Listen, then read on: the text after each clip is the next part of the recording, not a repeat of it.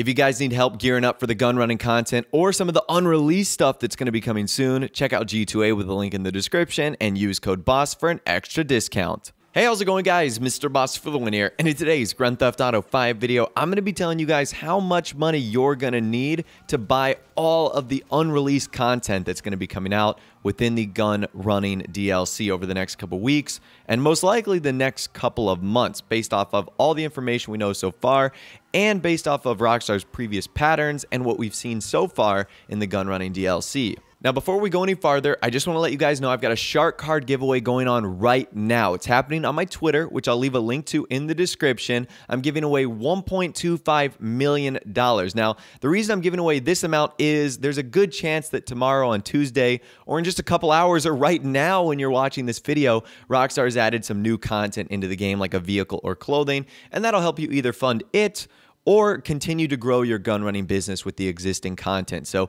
I'll leave a link to that in the description. That's going to be ending in just a few days. But anyways, let's start with what we do know. And what we know is that there's going to be 4 vehicles that are coming on the legendary motorsports site. The first of those vehicles is the Debauchee Wagner, which is a supercar based off of the Aston Martin Valkyrie. And that is $1,535,000. So it's not the most expensive vehicle on here, but it is pretty pricey. The vehicle following that is the Grotti Cheetah Classic, which is essentially the Ferrari Testarossa, which comes in at a price tag of $865,000, the cheapest one on our list today. After that, we have the Pegassi Torero, which is essentially the Lamborghini Countach, coming in at basically $1,998,000. So not terrible as far as vehicles like that go. And last but not least, we've got the Ocelot XA21, which is our final supercar, coming in at the steep price of $2.375 million, making it one of the most expensive supercars we've seen recently, but one of the most expensive vehicles of all time. So just with those 4 vehicles right there, and that is not including any customization, our grand total is $4,238,000 in order to buy all those vehicles. And as I mentioned, that does not include customization. I would imagine for each one of those vehicles, you could easily do $100,000 to $200,000 worth of upgrades. Now, we'll factor that out at the end as we still have some more vehicles to go over, and that leads us to the Warstock cash and carry site, where we have the first vehicle, which is the Night Shark, the Mini Insurgent, the Combat T98, and that is $1.245 million. And after that, we essentially have the mini version of the Ruiner 2000, which is the Ocelot Ardent, coming at $1,150,000. So it is the cheapest option of those two. So that right there on vehicle prices alone brings us to a grand total of $8,168,000 for those 6 vehicles right there.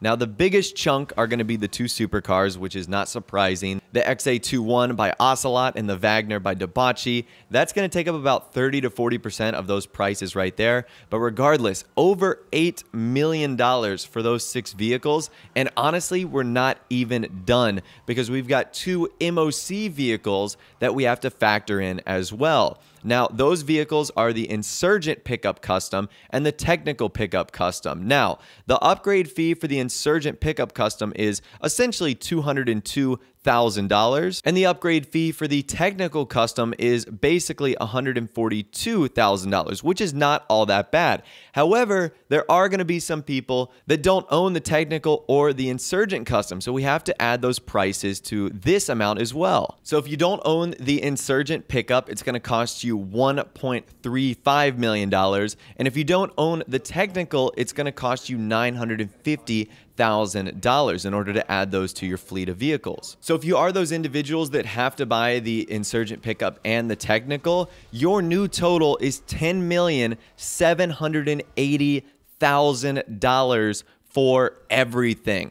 And once again, that does not include customization for these vehicles. So that brings us a total of 8 vehicles. And let's say that we want to do about $100,000 to $200,000 of customization to each one, which is not out of the realm of being unordinary, because if you think about it, the engine upgrades, the armor, the brakes, that's going to be like $100,000 right there. And then anything else you want to do, like paint job, so it could even be more than $200,000. So since we have 8 vehicles at $200,000 a piece, that would bring our customization total to $1.6 million. And if we add that to our previous amount, that gives us a total of $12,383,000 for all the vehicles, upgrading them, and if you have to purchase them in the case of the technical and the insurgent. So once again, that is a ton of money.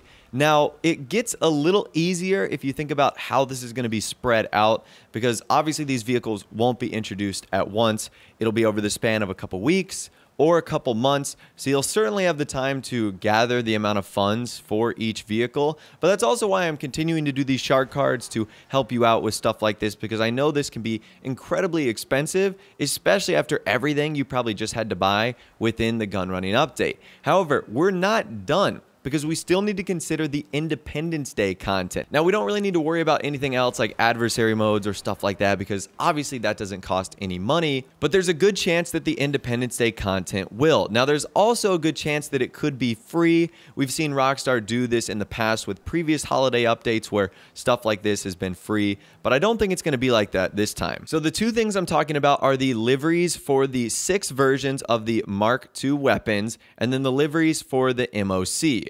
So the only thing I could compare this to is to some of the liveries we have right now on the weapons, which are anywhere between, $45,000 to $60,000. So just to do some very simple math, and this is once again a rough estimate, I'm going to say that each one of those Independence Day liveries are going to cost $50,000 on 6 weapons. That would be, $300,000 in total, which would bring our new total to $12,683,000, which again is getting pretty pricey. And then we once again have the livery options for the MOC. The only thing I could think of here is the other liveries that we could put on weaponized vehicles like the APC and the Oppressor, which was anywhere from like $10,000 to $30,000. So I'm going to say that it's going to be $20,000 just to kind of make a round even number, which is $120,000. And if we add that to our last previous total, our new amount is $12,983,000, just shy of $13 million for all the content. And that doesn't include any of the other miscellaneous things that Rockstar could do. They could add some t-shirts. We know that they're likely going to add the firework launcher back into the game, so you're going to be paying for ammo or a firework launcher if you haven't purchased one yet. So I'm just going to say that it's going to take over $13 million to buy everything. The Independence Day stuff, the new vehicles on Legendary Motorsports, the new vehicles on Warstock, the MOC vehicles, and anything else that Rockstar decides to throw in there. And like I said, those amounts could differ based on the amount of customization required for each vehicle. So it could be a little bit more, it could be a little bit less, but I think that $13 million is a good summation of what you're going to need for the remaining content. And as I mentioned, that $13 million sounds pretty steep right now, but spread over a month or two, and as the weeks go on, it's not necessarily all that terrible, especially given how much money we had to spend with the gun running update. But as always, I'm going to continue to keep you guys updated with shark card giveaways and everything like that. Once again, link is always in the description. Let me know in the comment section down below, how much money do you think we're going to need for all the unreleased content in Grand Theft Auto Online over the next weeks and months? Let me hear from you guys down there. If you did go on and enjoy this video, though, a like rating would of course be awesome. And also subscribe to my YouTube channel if you are new or you like daily GTA 5 videos like this. I will be live streaming later today. We're going to be having a lot of fun with these unreleased cars, so stay tuned for that. But of course, without the way, guys, like I said, thanks so much for watching. Take care, and I'll see you guys in the next video.